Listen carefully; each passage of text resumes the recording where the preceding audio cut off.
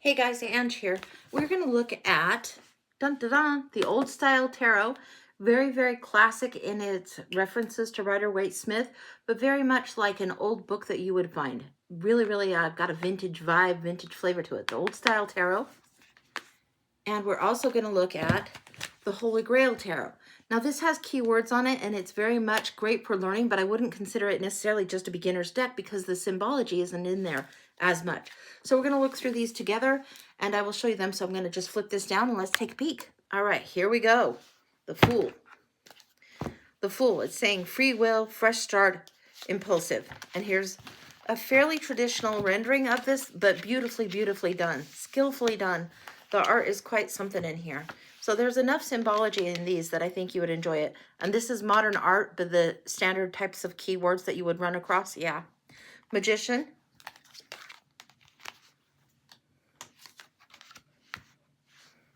High Priestess. Now this is just gorgeous. And this one says spiritual knowledge. It says reflection and intuition, hidden secrets. Gorgeous, gorgeous, gorgeous. Gorgeous High Priestess energy here. Oops, sorry guys, I didn't realize that my little camera was doing that. There we go, let's fix that. Hopefully that's a little bit better, sorry. Got my Mom 316 because I said so shirt on. Other High Priestess. Traditional imagery with the pillars here, the crown, the scroll, etc.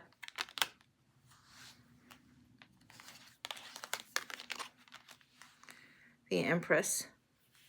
Beautiful, beautiful. Now on these, sometimes the words are a little bit challenging to see in here. They get a little bit lost in the graphic, but it's so beautiful. And it's worth taking the time to go into this. The Emperor here, typical, sometimes gets a little bit, he sometimes gets a bum deal as just setting up the rules and defining things and really, really structure, order. But this is saying divine masculine, stability, security, protection, and strength. And this shows it in a very different light. Beautiful rendition here. Not so old and grizzled, but every bit the powerhouse to protect. I like that. Hierophant coming up next, or some people call it the Pope card, very much in line with what you would think. The Lovers, a little bit overly modern for my taste here, but does the job, conveys what it is. However, it doesn't give you as much of that aspect of the angelic protection or the choice that would be made that we see in some of the other decks. Chariot. The Strength card.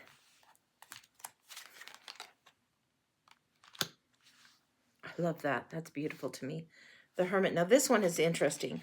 It's saying introspection, spiritually wise, and deep knowledge, but you don't really see the person as strongly as you see the foreboding path that he has to go on. There's still a lot of work to be done for this Hermit. This one, more typical depiction. And you see the Lantern, which has the symbology there and the references of the light that's in there and the intuition and the knowledge and looking and really getting the wisdom and understanding. I love seeing that. Wheel of Fortune, that's just beautiful.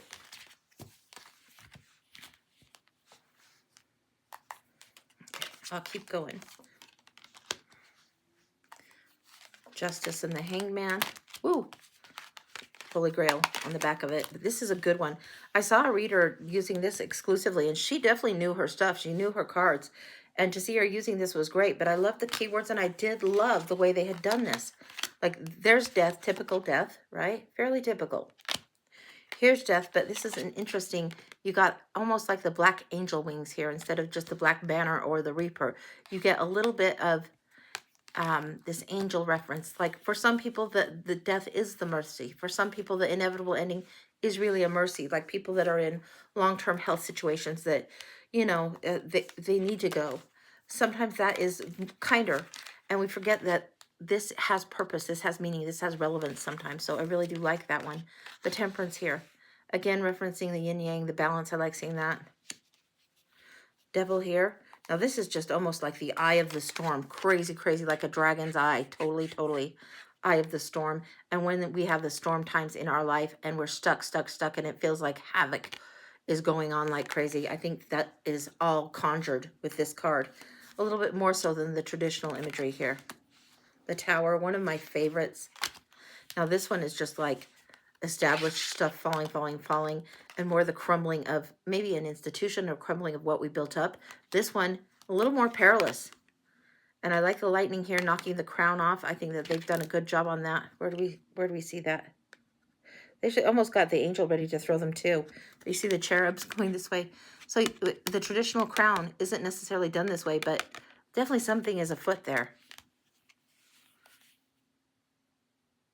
This lightning almost shapes that crown to me. Let's see. Star, you'll have to tell me what you think on this one. Star, moon.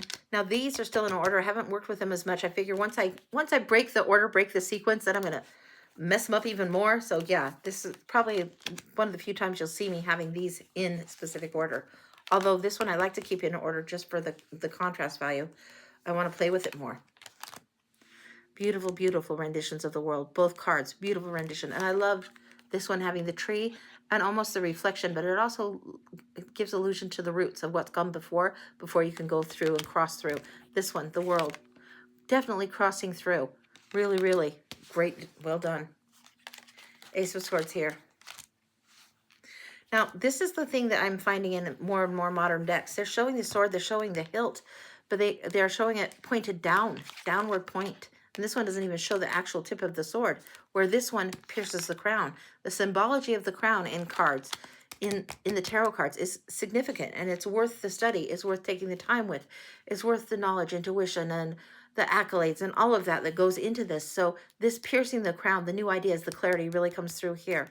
This, I think they could have, well, they could have done it differently. They do it how they want. Their deck, they're right. Two of Swords. Traditional, very non-traditional. Three of Swords, very traditional, but a little bit overly froofy. It's almost as like it's trying to gentlify something that is really hard to deal with. And this is usually the card of heartache, sorrow, sometimes betrayal, sometimes big significant pain. This one is saying heartache, jealousy, heartbreak, jealousy, and pain, love triangle. But it's cold. This has a cold metallic type of look to it. This one is just artwork. This one has a little bit of cold energy coming through. So this is why, to me, I will endlessly be fascinated with the tarot and how they've illustrated these concepts that we go through, these experiences that are common for us all. Five of Swords here, Five of Swords here.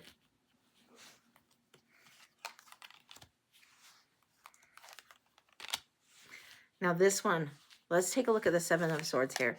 This one's saying defeat and lies, and then it's saying untrustworthy. This is the card of the thief. But I've heard some people reference this card as Robin Hood, and I also call him Sneaky Pete.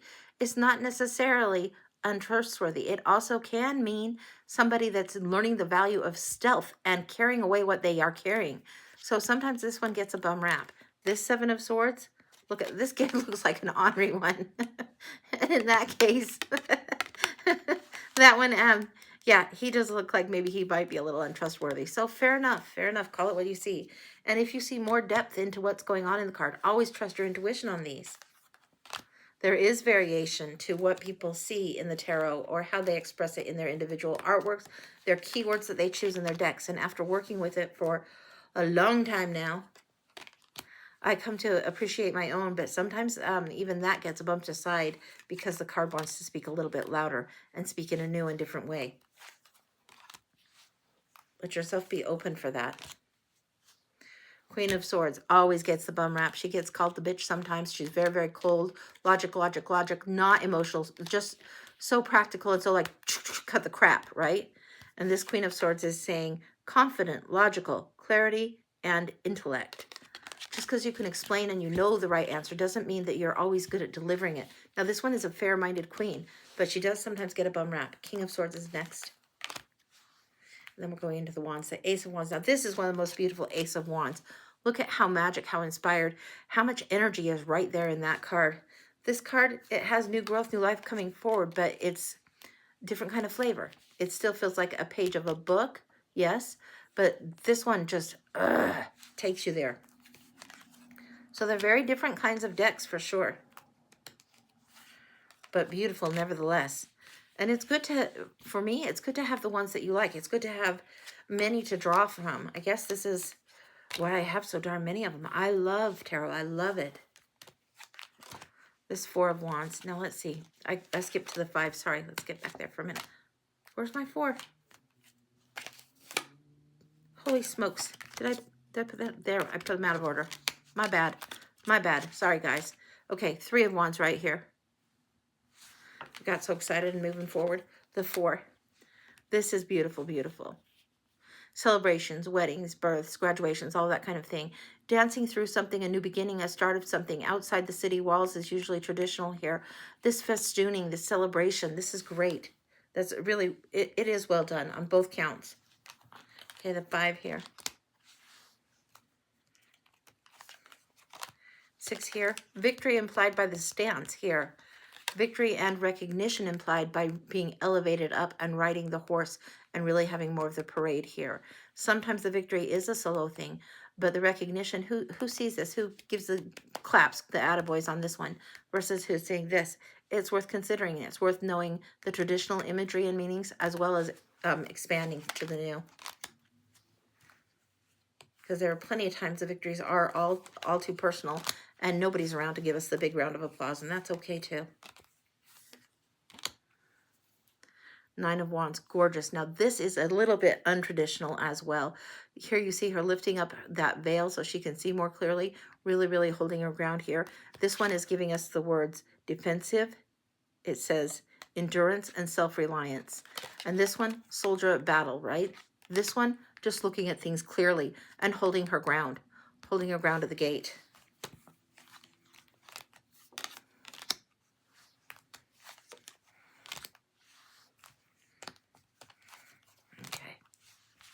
Knight of Wands. This one's thought to charge through. Wham, ma'am, thank you, ma'am. In, out, done, boom, boom, boom. Quick, quick, quick, fire, fire.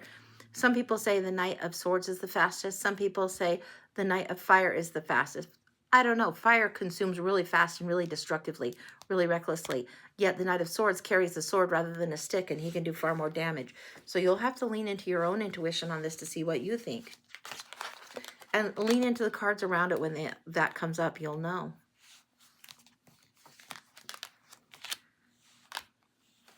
Queen and King of Wands. Now these ones are very, very mild colors. The King and Queen of Wands almost demand more vivid color. Like this is very vivid color. And the red adorned here, the one that's usually the most approachable, the most sensual, the most confident, adorned in red. Some people would make that as a power color. Some people would say that more like the scarlet letter type of connotation.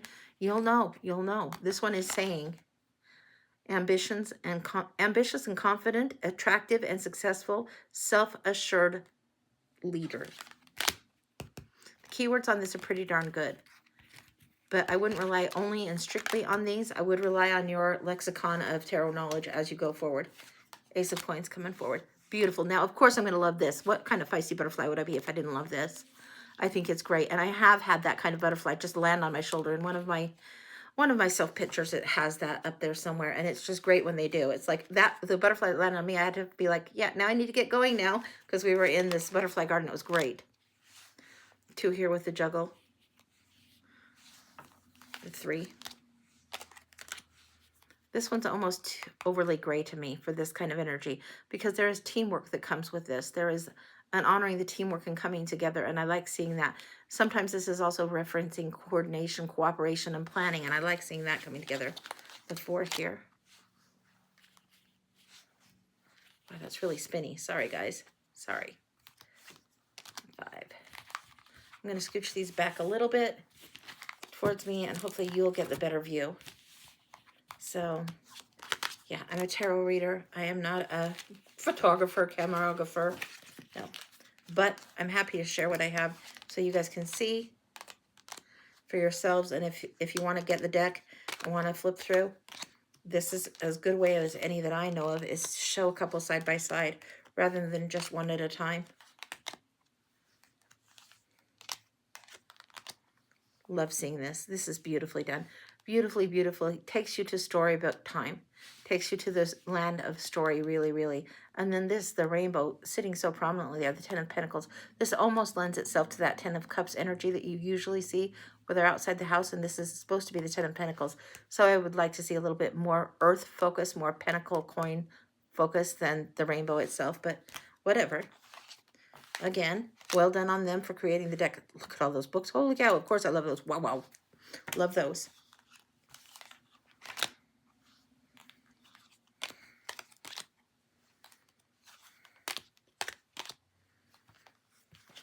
Going into the cups now. Ace of Cups. Now look at this too. This is beautiful. Again, storybook fairy tale, and this is old style tarot. It's the intention to set it up and have that flavor and that vibe here. Beautifully done. The newer one, it says friendship, compatibility, unbreakable bond. Gorgeous. And if you've ever walked with someone just holding pinkies rather than holding hands, or if you see old couples and they're just gently holding, this is something that is nice to see. And when you see it, you recognize it, and you know those people have walked the path for quite a while together. Beautiful, beautiful, beautiful. Great energy on these.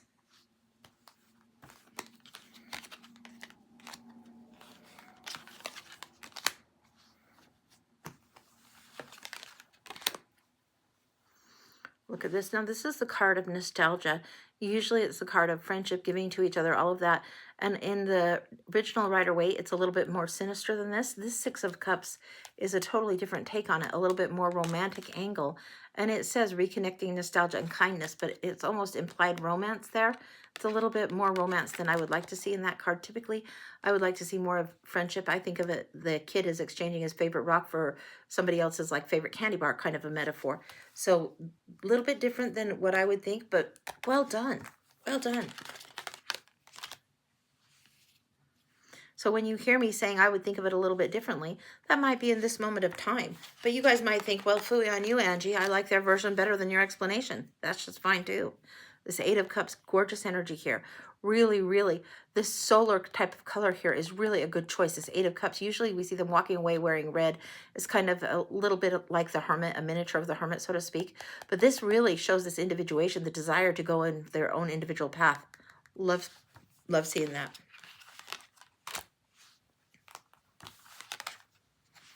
There's the 10.